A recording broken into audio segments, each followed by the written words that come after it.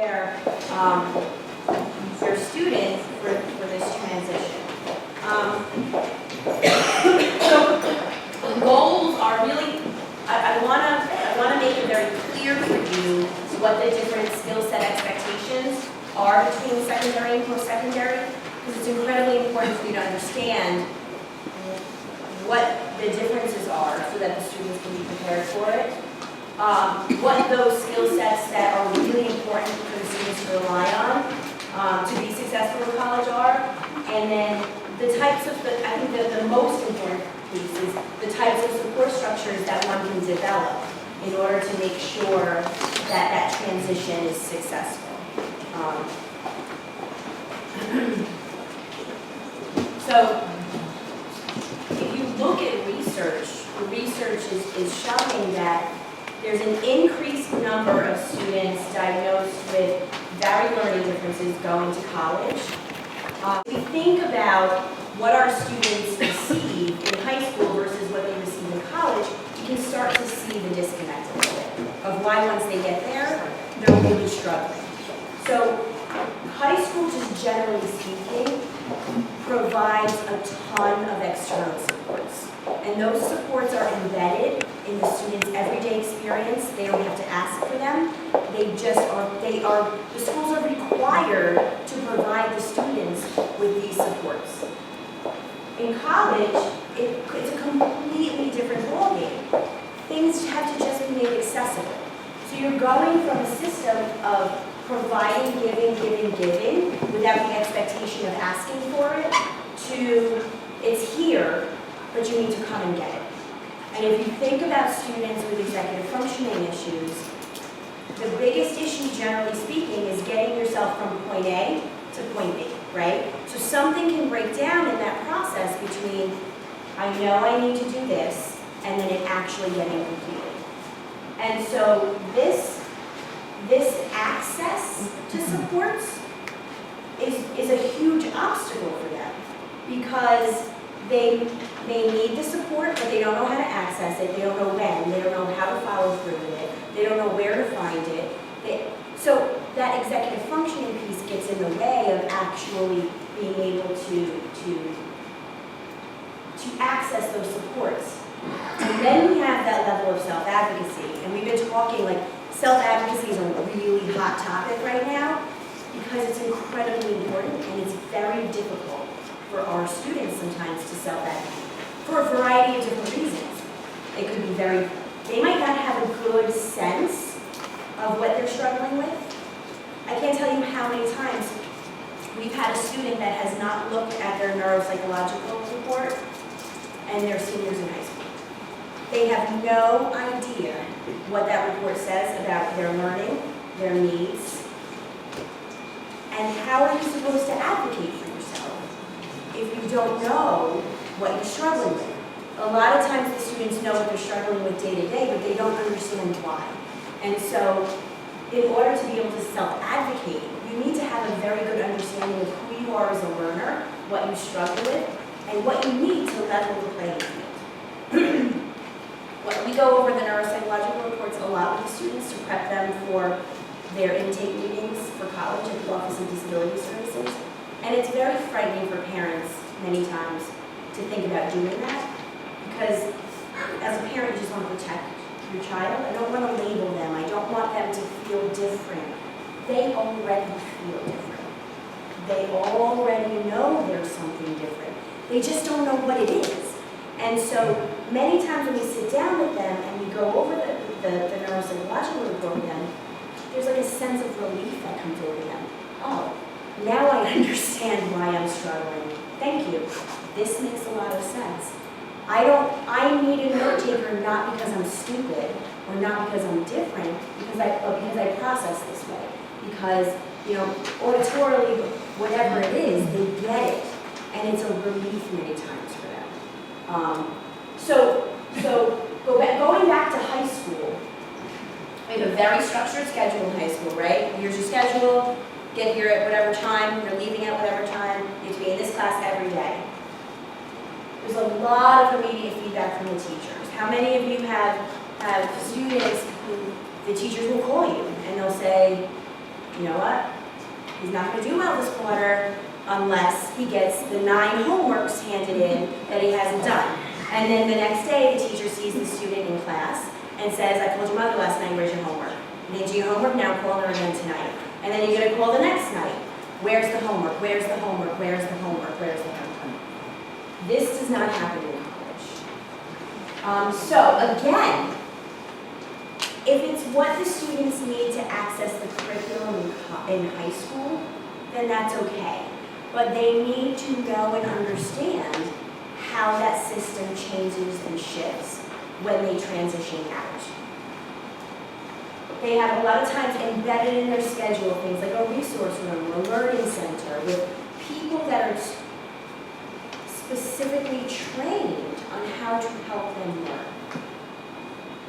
They have a lot of times specialized tutors, specially trained teachers, and how many of you have a lot of involvement? You have, I'm sure at this point you have no involvement with your kids, right? You don't do anything anymore, right? It's kind of like, let them see what happens. How many of you have a ton of involvement with your kids on a day-to-day basis? Okay. It's less than I expected. Some of you might be fibbing. But that's good. It's good that you're starting to back away. It tends to be a lot of parental involvement.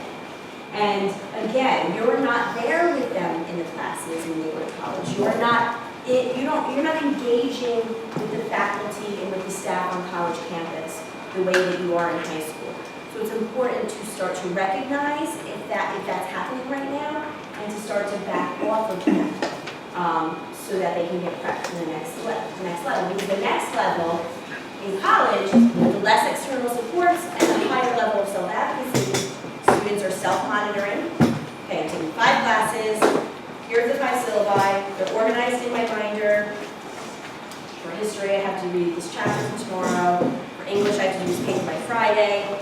And I have group projects, so I should email my group members and make sure we have, a plan put in place.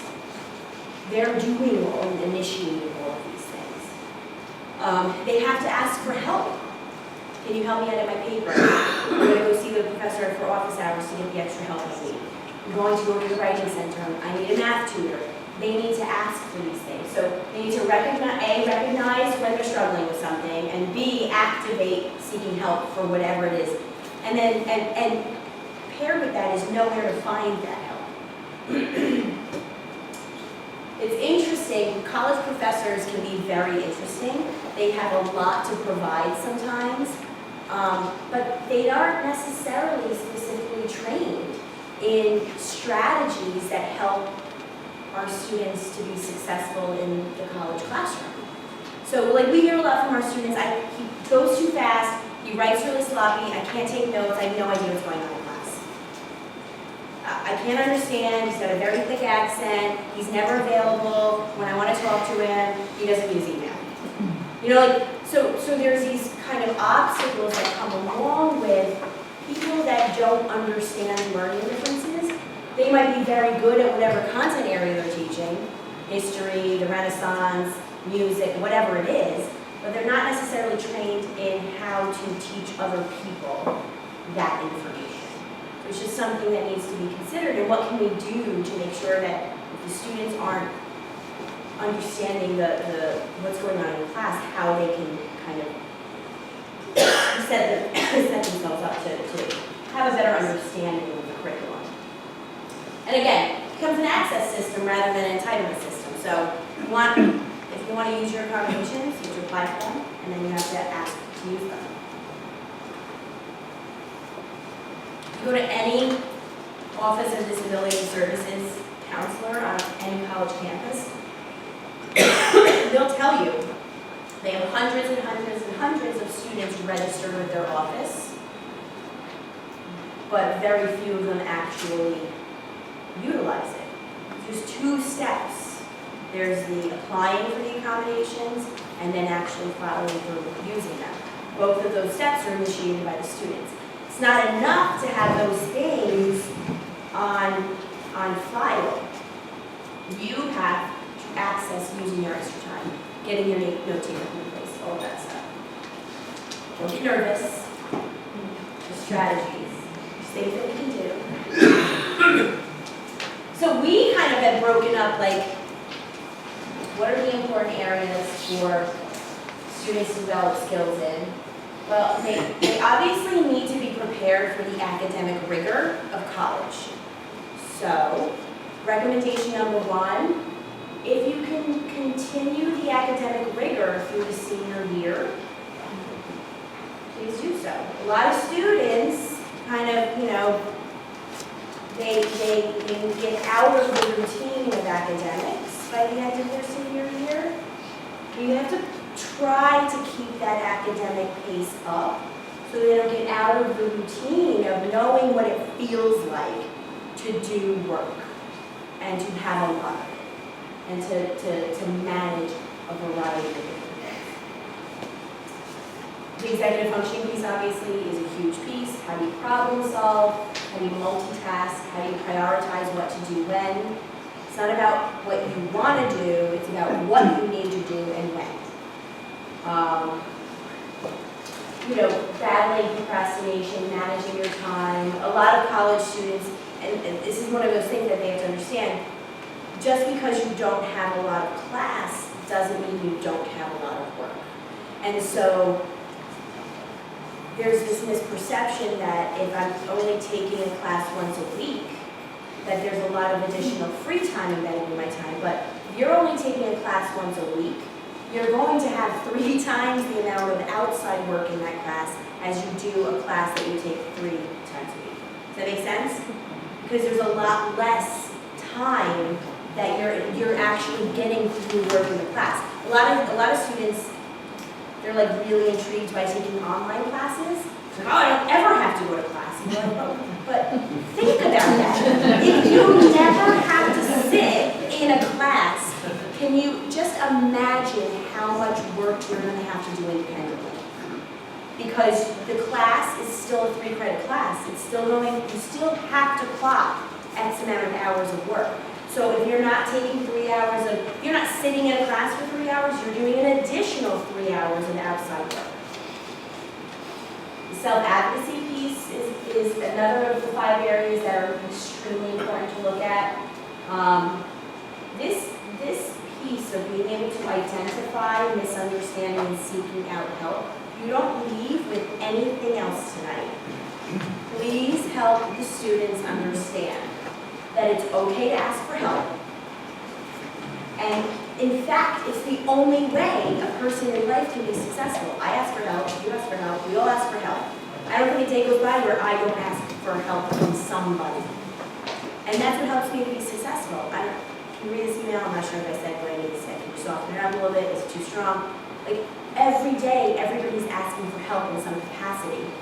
And a lot of times our students feel stigmatized. I'm the only one that has to ask for help. It reminds them of the struggles and the obstacles that they're facing in school. But they have to understand everybody asks for help, and the most successful people in the world ask for help. And so they need to be able to do 2 things: identify when they need help and figure out how to get that help. Again, so a lot of these things are 2-step processes, and that's why we see the students fall apart. The accommodations, it's not just about registering, it's also about utilizing and activating them. With executive functioning, it's not just about multitasking, it's about figuring out what you need to do when and then actually executing it. So many of these things are multi-step, and that's where our students have a difficult time. If it's more than 1 step, I don't know where to go, I don't know what to do, forget it, shut down. Independence. So managing responsibilities, everything from eating well, drinking enough water, exercising. I was telling everybody, my roommate in college, all she ate was cheese balls out of a can and coffee. True story. She wasn't the healthiest person. She had anemia. There were like days she wouldn't wake up, and I'm like, call her mother, and like she's, so like health, especially if you're going away, is incredibly important. It's important to know that you can't, just live on cheese balls and coffee. Like, it's not realistic in order for you to perform optimally. Sleep habits. If you're pushing your students out of bed in the morning to get to high school now, waking them up 6 times, pushing them out of the house, dragging them by the hair. That's not going to change when they go to college. It's not going to change? It's not going to change. They are not going to class. Exaggerating, but it's true. They need to be able to get them, if you're going to send your child away to college by the end of by tomorrow, next week, I'm giving you till next week. And I will talk to them if I have to. I told your parents you're not going away to college unless you get yourself up and out of bed for the rest of the school year. Done. It's non-negotiable. They have to get themselves out of bed, and they have to get themselves to school. Or they have to ask you to take them. Because they can't live in a dorm if they can't do that before they go away. And now's the perfect time to practice that. The summer, it's going to be every excuse. I want to sleep late. It's my last summer. It's my last few weeks. My life is over. I'm going to college. Blah blah blah. Now is the time to start to practice this, and it's non-negotiable. Then the last piece is the interpersonal skills piece. A lot of the students that we work with have impulsivity and decision making, right? That inhibition, that they don't have the ability sometimes to just stop and think before they react, and that spills over into social communication and interpersonal. And so they, especially if they're living away, they need to be able to negotiate relationships, a variety of different relationships. That whole roommate piece. One of the questions I always ask for students that we're working with that are going away is, did they ever go to camp? Yes? Good. Because that gives them practice of what it feels like to be away, to live in close quarters with other people, and to have to negotiate those kinds of relationships when you're not on your turf. Questions so far?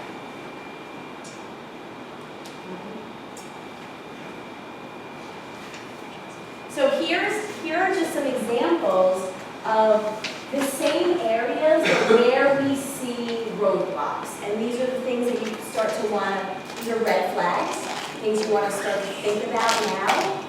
So academically, if your student is transitioning from high school to college, they don't have to be a good note taker, but if they're a poor note taker, you need to know that. And you need to put accommodations in place so that we level the playing field for something like this. If they have poor study habits, it's another red flag. Remember, a lot of this is all self-monitoring. So poor note-taking skills and poor study habits are really 2 big red flags. Can you think of anything else off the top of your head? Big academic roadblocks. Initiating assignments, well, that's more executive functioning. Yeah. As it relates to the task initiation, so being able to, shut out the outside world and focus on either, we say this all the time, we work with students that take 3 credits and go to WCC or 17 credits and are away. So it's a big spectrum, but the task initiation always has to look the same, no matter if you're working on just one class or you have to manage 4. So talk to your sons and daughters about what does task initiation mean, what does it look like for them. And it probably was great in your home, in their bedroom when you're telling them or watching them or monitoring them, but when they're away, how is that going to look? And how will they kind of navigate all of those distractions that are built in? Right. And frankly, fun. That's a fun part of college, but it's balance. And if they need that, it's a couple slides away, but if they need that help with that executive functioning piece of initiating and multitasking and breaking down assignments and following through with things and not procrastinating, that's okay. They can still go to college, but they need supports in place so that they don't do those things. I think the important message here is to understand that if your son or daughter or student is struggling with something for the first 18 years of their life, it's not going to magically go away when they go to college. It's not like, oh, it's a fresh start. And I know that a lot of the students feel that way. I just want a fresh start. I'm done with high school. This is a new chapter for me. But college is really hard. It's really hard. So whatever supports they have in place in high school to be successful that you can't wean away, you have to somehow simulate and try to wean away through the transition to college. How do you do that with procrastination? Like, what are some examples of ways that you can help them? Well, procrastination is one of those things that happens for different reasons, right? So a student can procrastinate because they get distracted. A student can procrastinate because they are overwhelmed and don't know how to initiate a task. Students procrastinate because they make a poor decision and do something more fun over what is not fun. So all executive functioning, right? But it's all for different reasons. But how do you prevent that when they're in college? You have to, so if procrastination is an issue, you need to figure out what is the manifestation and what accommodations and or supports can I put in place to combat that procrastination in college. So if it's a distractibility issue, right? So a student procrastinates because they lose focus on and they go to something else and all of a sudden they come back and they're like, oh, I forgot to, all right, you know what, I'm gonna go in my room and then I'm gonna, right? So everything, if it's an attention issue, you know, and I'm not advocating for medication, but medication alleviates that, then medication in college, you know, clearly might be one of the routes that you want to go. If your child has an executive functioning coach or a tutor that comes to the house 3 times a week to work with them, and that helps with developing, decreasing the procrastination and developing the independent skills, how can you simulate that in college? Where can they get help 3 times a week? In college, it could be through a learning center, it could be through an executive functioning coach, it could be through whatever. Or how do you simulate that, especially through the transition, so that they're still getting what they need and developing those skills through a transition that can be very, very difficult. I'd also chime in, just continuous dialogue with your son or daughter about the importance of who they are, ability and disabilities. I always say with every student I work with that I have a disability, and they're like, what is it? And I would just say that I'm ED. And they're like, oh. And I talk about how we're not, our brain and body connection are so important. So all the basic needs always have to come first. And at home it's probably kind of taken care of. That's what moms and dads do. But at the college level, talking about that brain-body connection, meds or no meds, talking about the importance of all of the things that go into our supercomputers, that's what we are, our nervous system. So before they can get out the dorm room door to go to class and then go to the library and study, you have to make it a conscious thought and a dialogue, so repetition of how important it is with proper sleep cycles, hydration, exercise, all of those things that we've heard, but really making it a rote thing in your memory. So kind of talking about that. And I was going to say, and I was going to question, like, you might not be the right person to do this. Like, that's the other reality. You know, I always tell people, I know I'm a really gifted educator. Like, I don't like to toot myself in the horn, but I am. I'm a really gifted educator. I cannot do homework with my children. I can't do it. If I sit with my children for 5 minutes to do homework with them, I'm yelling, I'm sweating, I'm like running into the room, my daughter's crying, and she's in 3rd grade. I mean, it's seriously, like, it's just, you have that emotional baggage that comes along with having these conversations. So who can help with this? A coach, a mentor, a friend, whoever, somebody. But somebody has to address these things that has a good relationship with your student, that can be real with them, that can talk to them about these things, so that they have somebody to go to say, you know what, I am really scared about taking 5 classes. Like, what does that even mean? Like, what does that look like? I only want to ask now, I don't know if you can address medication separately, or if this is a time that, since you both mentioned it, just, so what do you recommend for your kid if my kid takes stimulant medication? So my question is, do you recommend they take it all the time because they may have a class that starts at 10 or a class that starts at 1, or he may have a class at 10 o'clock and he decides to start doing his writing at 2 o'clock in the morning because that's when he seems to sit down and write. So like, how do you balance, like, you have long acting and short acting, do you take it all the time? What if your friends Right. steal your Good meds? question. It's a Like, great how do you question. just, I know it's all the stuff. those are my favorite questions for Sure. meds, because that's kind of like how he gets through life. So does your child now pick and choose and self-regulate the medication use? Yeah. And so part of it may be just continuing to self-regulate it into college.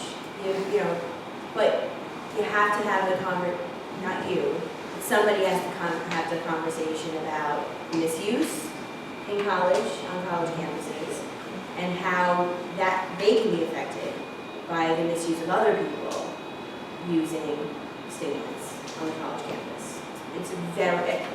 It is a huge, huge thing right now. And it makes our students a little bit more vulnerable because they have access to it, very easy access to it. So what I'm talking about are students that don't have access to it, abusing it on college campus is a big problem. It's a huge, huge problem. Our physician recommended that we get our child a safe. Yeah. Their drugs. Yeah. Yeah. Definitely. Yeah. I've heard the same thing, and so my other. Don't tell you. My executive function center is the key, the combination. It would be like under the bed. Well, my other recommendation was going to be to talk to whoever if that person is somebody that you trust and your son has a good relationship with, that you know he has to have a very good understanding of how long it takes for it to work and how long it lasts for and what those parameters are, because you bring up some really good points. Like there may be one semester where he has all morning classes 4 days a week, and then 1 day a week he has a night class. And how do you negotiate that? And those are conversations he should have with the person who has a good relationship with them that prescribes his medication to him. And actually bring his schedule to them and say, this is when I'm taking classes. Here's what I'm thinking, here's what I think would be helpful for me. But he also has to build in his study times, right? So knowing in advance what's going on campus, when are the clubs happening, when are people typically studying, when are they not, where is he going to fit his study time on his schedule. So the more structure you can put into that stuff prior to going, the better, because you can it's a lot of scaffolding in the beginning, it's a lot of structure and scaffolding that you're not going to need to do forever. It's just through this critical transition period, because it's so different, it's really helpful because they're not used to this new world. So the structure in the new world, like we see it with our students, like they'll come to us, you know, a week into their first semester freshman year, and they come to, you know, the office, or we go to their home or wherever, or the campus, like, how are things going? And they're like, great. We're like, that's great. We're so glad to hear that. Like, how do you know things are great? And they can't answer that. They're like, I think it's great. I don't know. I don't have any work. It's amazing. Like, going to class, my professors are great. They don't give any homework. We're like, what? What do you mean they don't give any homework? They don't have any homework. They don't collect anything, nothing. Like, hold on. Like, and then we start to peel back the layers and see there's a ton of work. It's just not talked about. So the structure is really incredibly important in the beginning. And then by like senior year, we always talk about like how, you know, if we're still working with them, like we try to back out of the picture. You know, some students we're working with them five times a week in the beginning. By senior year, maybe just once a week, once every other 2 weeks. It's like progress, right? Like really good progress. And by like senior year, they're like, oh my God, you're not believing how much work I have. Like, I have 3 papers and 2 projects and this and that, but I really need you to help me edit this paper today. And we're like, yes, like that's, you know, like, so that's really progress. That's progress you can see in the executive functioning piece. And that's from setting up those structures in advance so that they have the scaffolding and support they need to make that transition successful. The last thing we want to happen is this, okay? And so this is just to have you understand that these students are going in with a lack of understanding of the realities of college. They have no real understanding of how it's different from high school. There's that increased demand to self-advocate and increased demand to self-monitor. And sometimes we throw into the mix.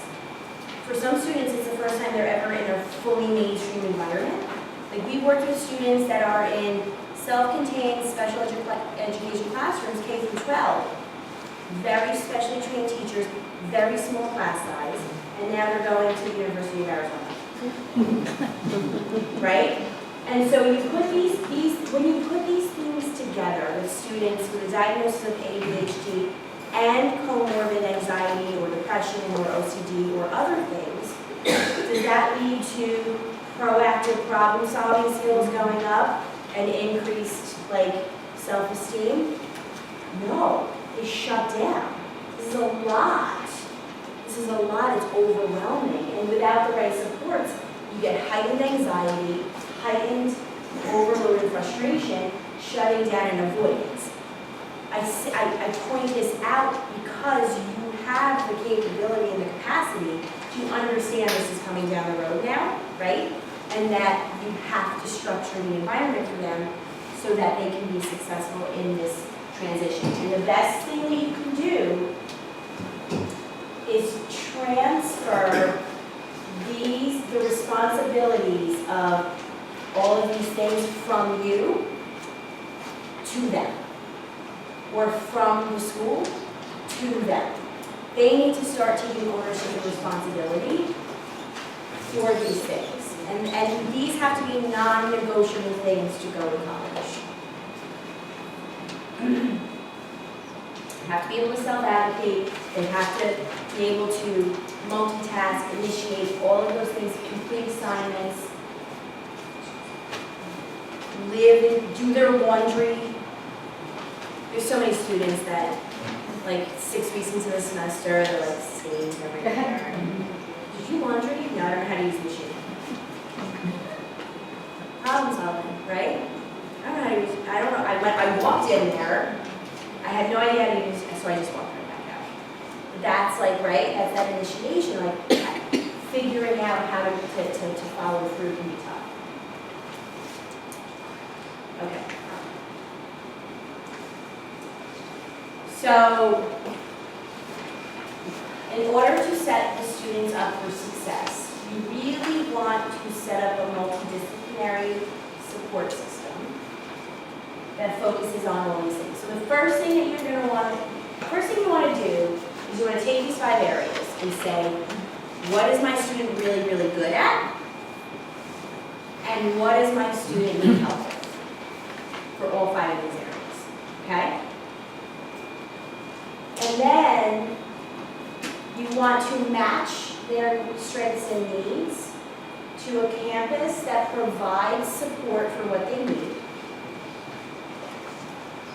coupled with developing these skills prior to leaving and being responsible for these things prior to leaving. So the next couple of slides are where I'm trying to lay out for you some of the important factors to look at in all of those 5 areas prior to going. So Marty and I just left a new student who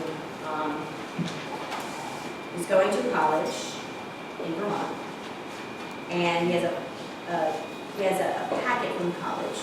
It's about 30 pages, and it's like the checklist of things you need to do between now and when you go to college, right? And you open it up, and it's just pages of deadlines.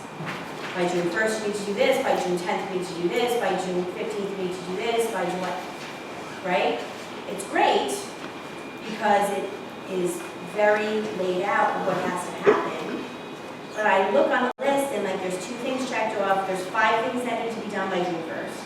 There's only 2 things that are checked off. There's one that has a circle around it. I don't know what it is that you mean. And I said, with these 2 things, who did them? Did you initiate doing them? Or did you do them with somebody? And his mom said, he can't do it by himself. So, okay, between now and when he leaves,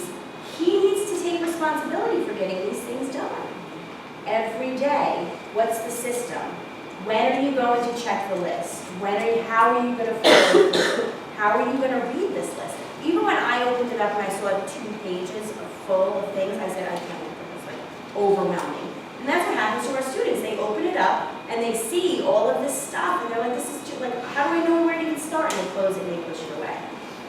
It needs to get like every day, open it up, read it, what's done, check it off.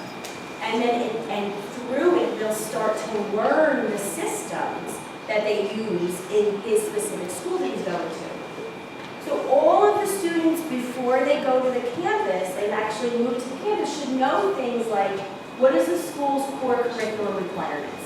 Before you even choose a school, you should know what the school's core curriculum requirements are. Because if your student has a very difficult time writing, then they shouldn't go to a college that has an intensive writing curriculum.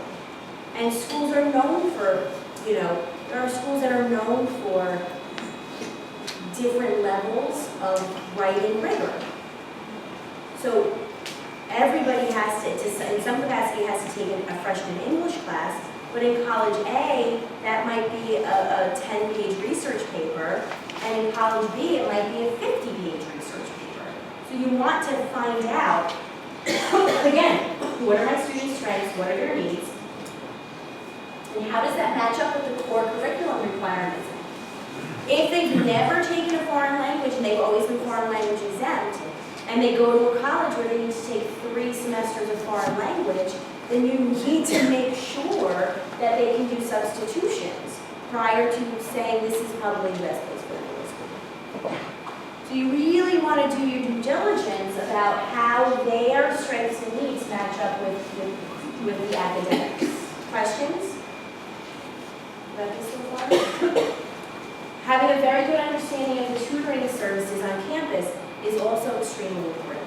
If you know that they need help with writing, you need to know, they need to know exactly how to access writing support on that campus. Is it walk-in? Is it limited to X amount of times a week? Do you have to call and make an appointment? Who is helping? Are they trained writers or are they other students? We've had a lot of students that will not walk into a tutoring center because it's other students tutoring and they're afraid the other students on campus are going to see them going in and asking for extra help. So you have to be a little bit kind of like, creative about how you look into these things, because if that's going to be the case, if they're not going to utilize a tutoring center because it's run by other students, then they're not going to utilize and access the help on campus.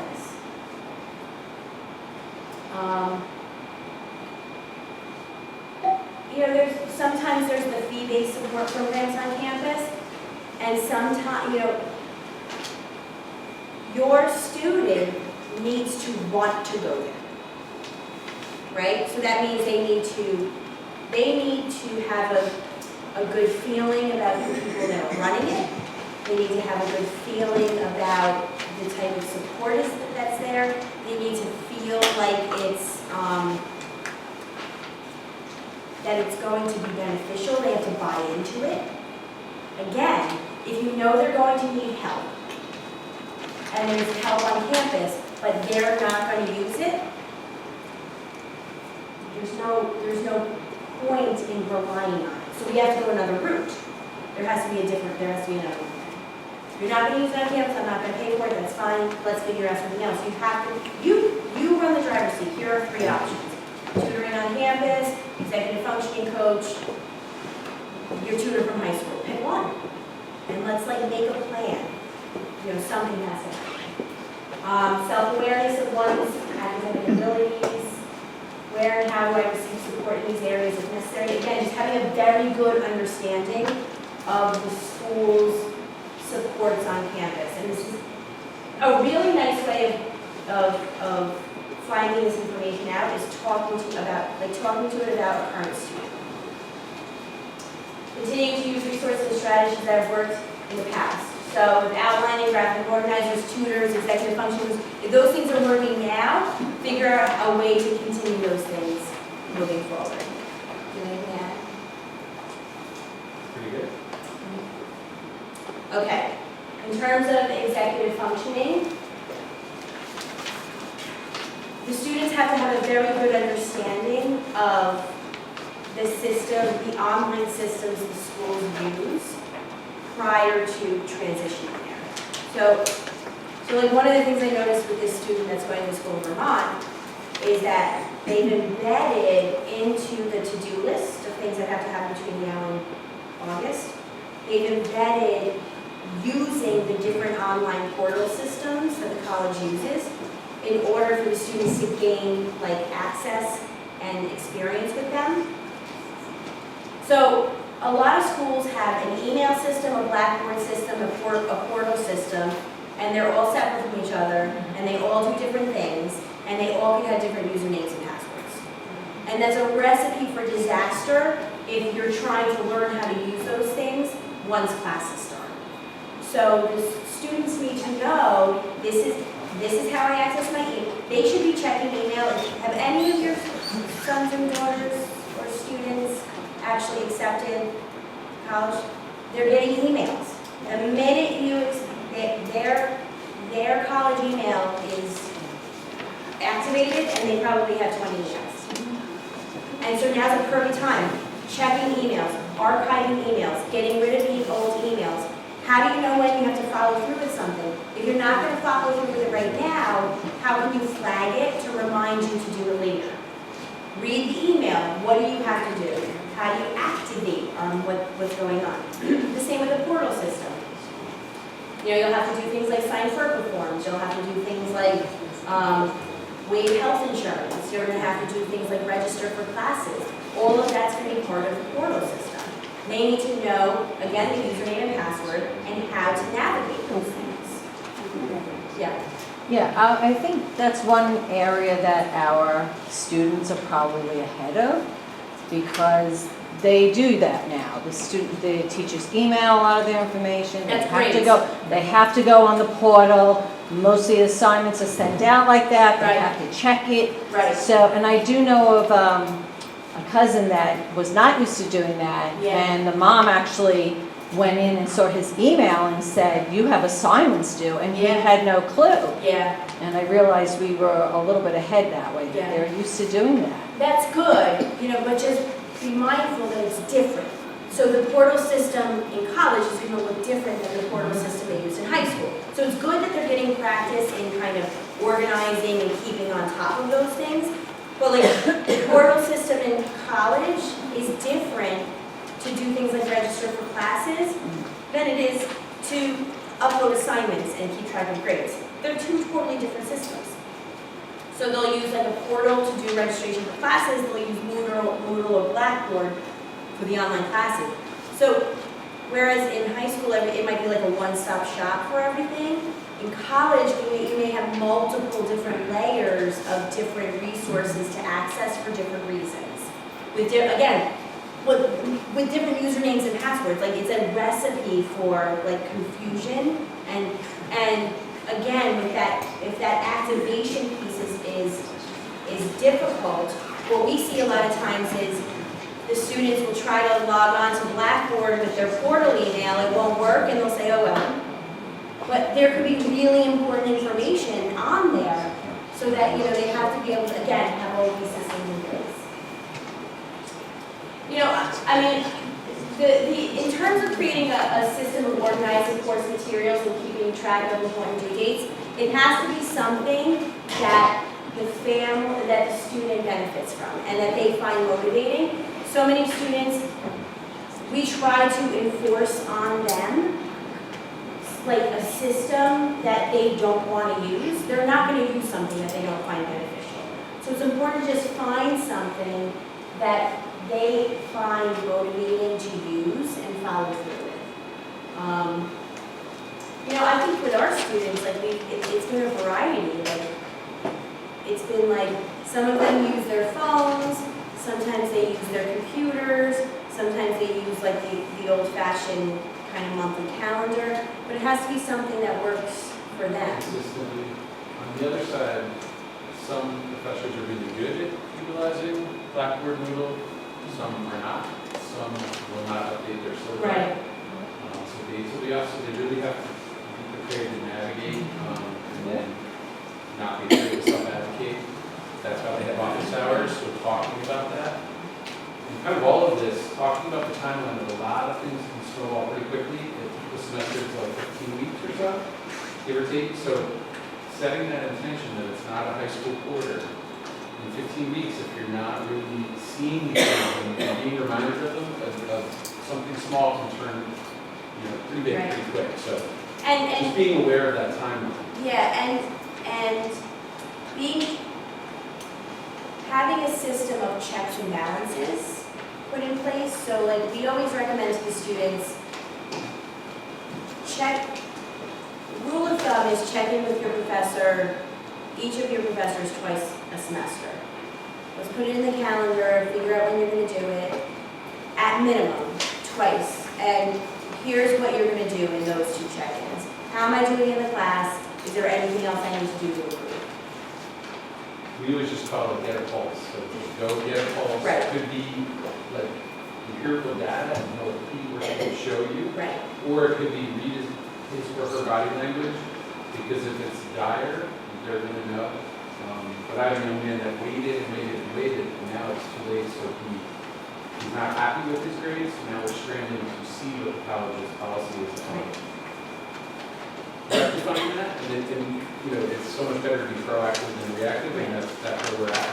And the other rule of thumb too is if you're used to one-on-one individualized instruction, anytime you have an issue with the content in the class, go see the professor during office hours.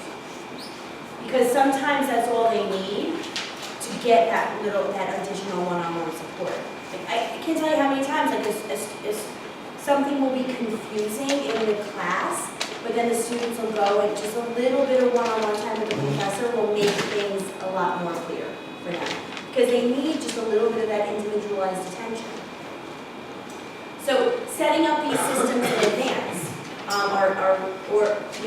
the student, and again, like some of this, you might be like, my son or daughter is never going to listen to me if I tell him to do this.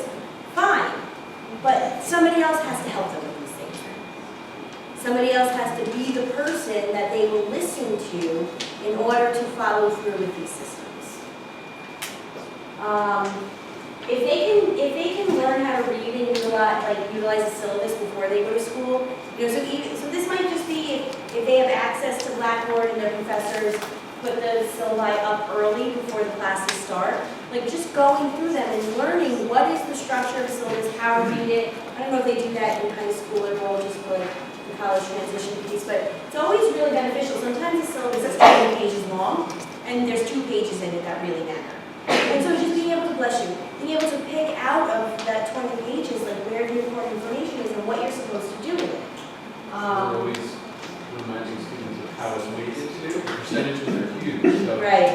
I have one young man that this one particular Excel lab, there were like 10 of them. He wasn't very good at them. He would forget them. So we look, and his anxiety, so sometimes it's chicken or the egg, like if it's the content, and then they get freaked out, or vice versa. But the percentage of the final grade is only 10%. So we talked about it, and that's not an excuse to go, no, they were, but it's a big difference versus, say, 70%, or whatever it may be. So knowing what the weight of the grades are is pretty crucial. I think, the most important piece of advice I can give you, if your son or daughter or student struggles with executive functioning, the more touch points you can set up with them through the week, the better. Because that's going to ensure the follow through. But it has to be with somebody that they can be honest with. Because a lot of times they just yes their parents to death because they're afraid of what the reaction is going to be.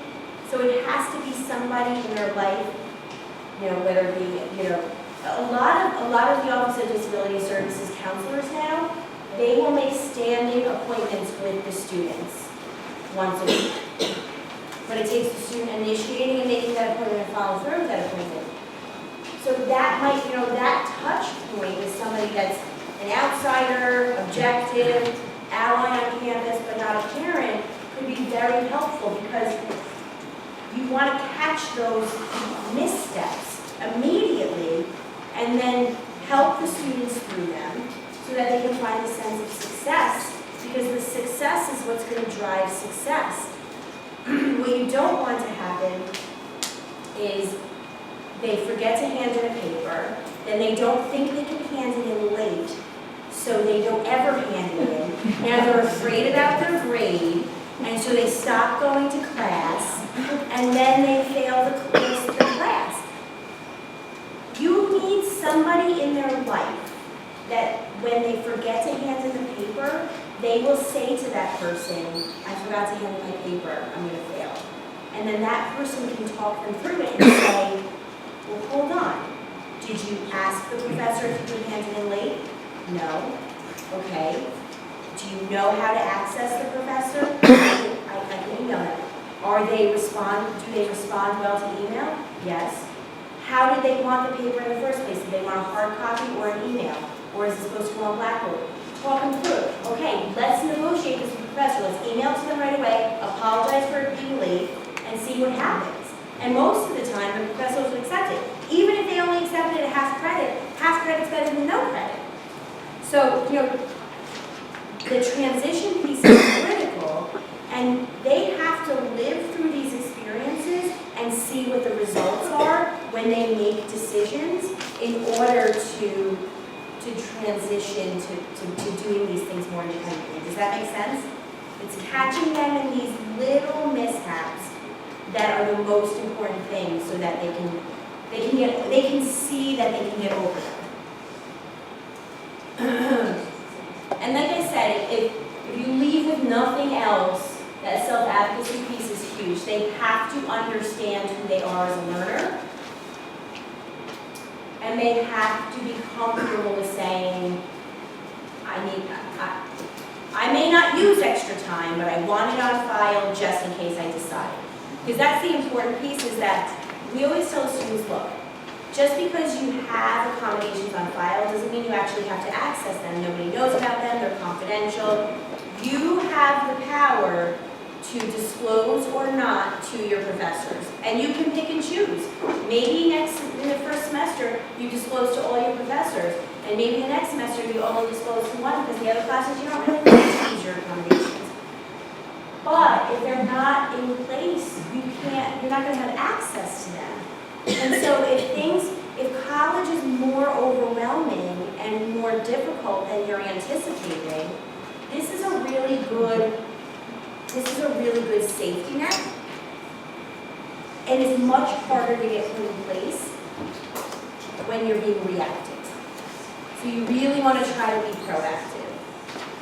It's better to have these things on file and never use them than to not have them on file and then have to backtrack and try to get them later on. My question is, so the colleges have these offices, and I understand when the kids are on campus and starting, everything hopefully, is done over the summer. They want to get your editing meeting that you have, let's see, with CSC and those types of things.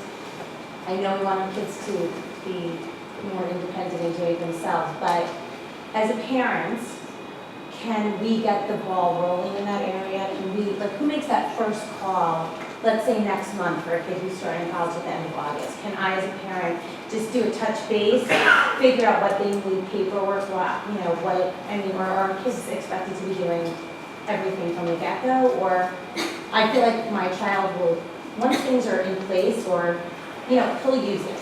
I'm fortunate and he likes to get, supported. He does like help. Because help helps him. He likes to do, you know what I mean? Wow, I can get tutoring. I'm a user. I think. He seems open to that. But as far as getting this stuff where it needs to be and all of that, I assume as a parent, I still can get the paperwork ready and all the things that they need to get those accommodations in place. You can, but it's going to be a better learning experience if you do it together. Okay. And again, kids these days don't like to use the phone, Right. right? But it's important to know how to use the phone. So it's I would scaffold it to the point where he can be successful at it, don't go into it just saying I'm gonna do it, right? See if he'll make the call himself with you in the room. If he won't, can we do the call in conference together? I want you to hear what they have to say. I'm here to help you. I'm happy to do it, but I want you to hear the process. Okay. And have notes, maybe role play it, like before you get someone. Okay. It'll help you kind of also gauge an assessment of like, these are the things he's gonna have to do on campus. If he's comfortable, like, he may get on the phone and really impress you, and you're like, okay, good, like, you know, like, that's good. But it might be a struggle. And it's better to struggle with those things now and practice those things now than when you're not there to coach him through it. Go ahead. Actually, my question was similar to that. So this process can start, can it start now, or should it start in September when they're actually physically there? To get the accommodations put in place, Yeah. I recommend, as soon as they are admitted, as soon as you accept admittance to whatever school, by August the latest, I would try to have everything put in place sooner rather than later. Especially if they're going local and it's not hard to kind of get there, just make an appointment and get it done early. And know that when you go to this appointment, so they may ask you for a copy of the neuropsychological or letters or whatever in advance.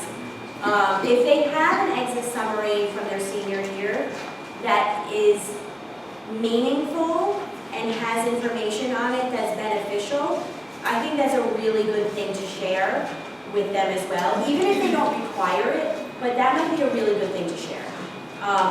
And then understand in the meeting for accommodations, and this is why I think it's so important for the students to be able to advocate for themselves, that meeting is not driven by you. That meeting is driven by your child. And the person is going to ask them if they need accommodations.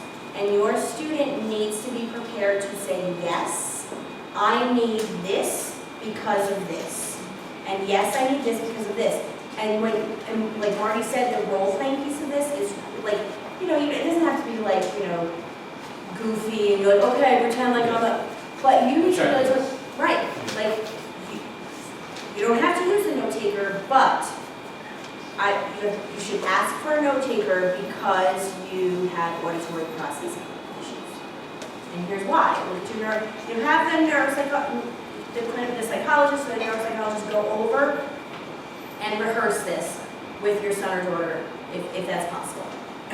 Once they're in place, then in school, there's systems. So some is very easy, and it's like set it and forget it.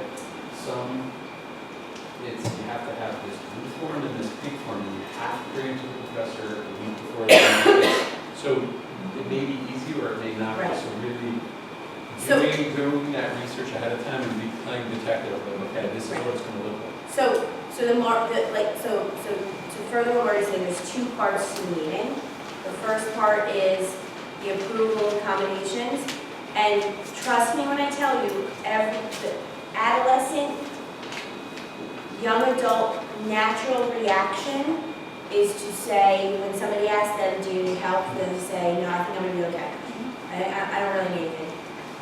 The counselors on the campuses are not going to fight them on that. They're going to say, okay, are you sure? And they're going to say, yeah, I'm going to be fine. It's going to be okay. I don't need accommodations. I'm going to try it on my own. If I need them, I'll come back. And then you want to do whatever you can to prevent that from happening.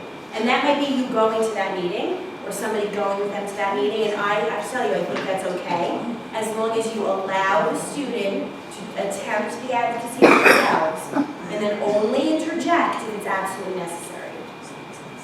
So the first part of the meeting, it'll be like, okay, so here's what you're going to be approved for. And so what are common are things like extended time, use of a calculator, like a four-function calculator. It's not as common, but it's sometimes they're described, several locations, use of a computer for essay exams, time or double, time and a half double time, priority registration, assistive technology, note taker. Note taker looks different from school to school.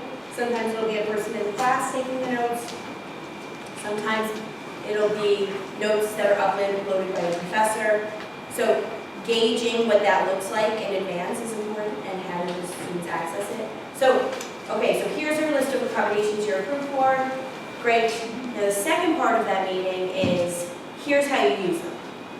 And so I would either audio record this or take notes or something, because those are the important systems that the students have to follow later on to actually access those accommodations.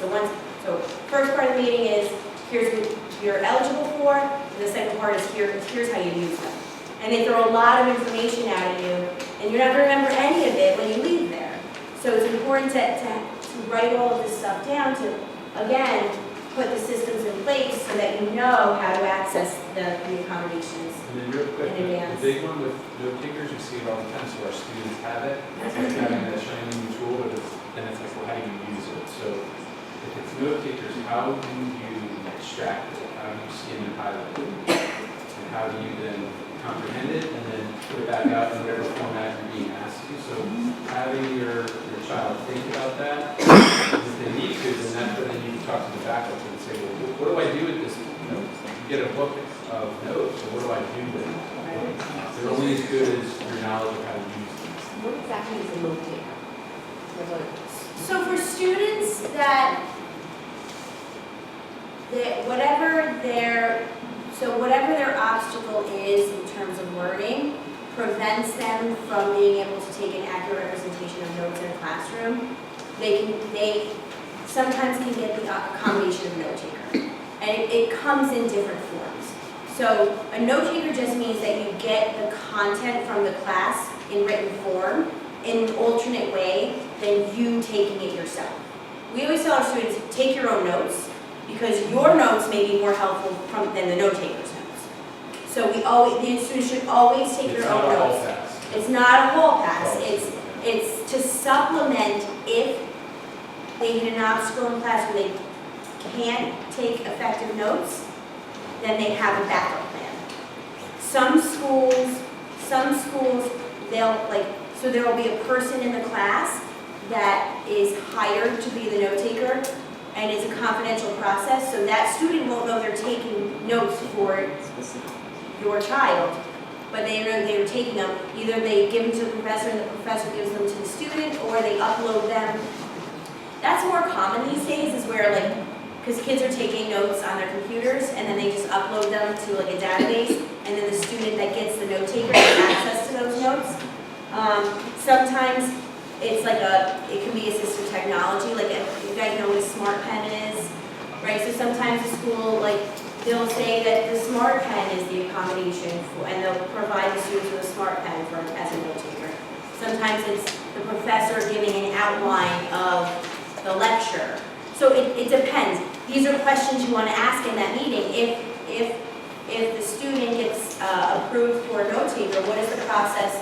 What does the note taker look like, and what is the process for accessing those? And on that point, your son or daughter should know, it could be an auditory thing, it could be a processing thing, it could be a short or long-term memory thing, but it could be something as simple, not so much cognitive as a motor skill thing. So the professor's up there talking, so they're using all of their here now kind of presence to run and try to listen, and it's all kind of going out the window. So thinking about the brain body, but also the physical body. So what kind of learner are you, and would you benefit from this or extra? The housing, if students are going away, the one thing I want to pick out, but because I know we're running out of time, is if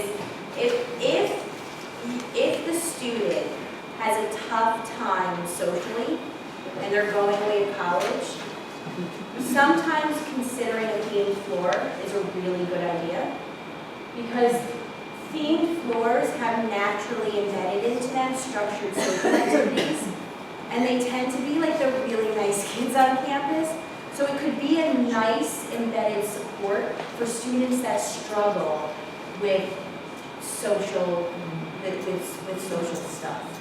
A tough time making friends, or a tough time getting involved in a group.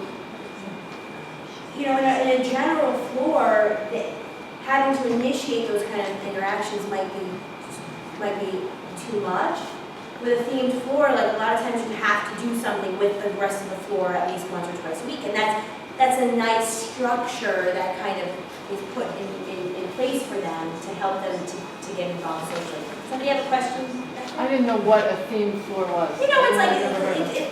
a lot of the colleges are now doing it. They'll have like an international floor, or a green living floor, or a physical fitness floor, or like a cooking floor, just different themed floors. That everything that you do, like the activity, is to build a community. So any way that you can embed and build that community for a student that has a tough time doing it themselves is helpful. I'm just curious, so what if you have a child who, like, I can see so many things to relate to this whole hour, but if they're in complete denial about most of it, like, don't need help, don't have issues, don't read this, don't need to, Right. where do you start? So, okay, so I'm gonna say I didn't something. hear the question. Sure. Your question? So basically the question is, if you see a lot of these struggles, but the student is in denial about all of this stuff, where do you start? And so I'm gonna say something that it is not well received sometimes, but I have an obligation to say it. That maybe they're not ready to go away and take 15 credits, because what we want to happen is we want them to be successful. I mean, I was thinking of applying this to the high school environment right now. Right. And they're still denial, so that would be different successful in high school. Right. Okay. So, one thing at a time, right?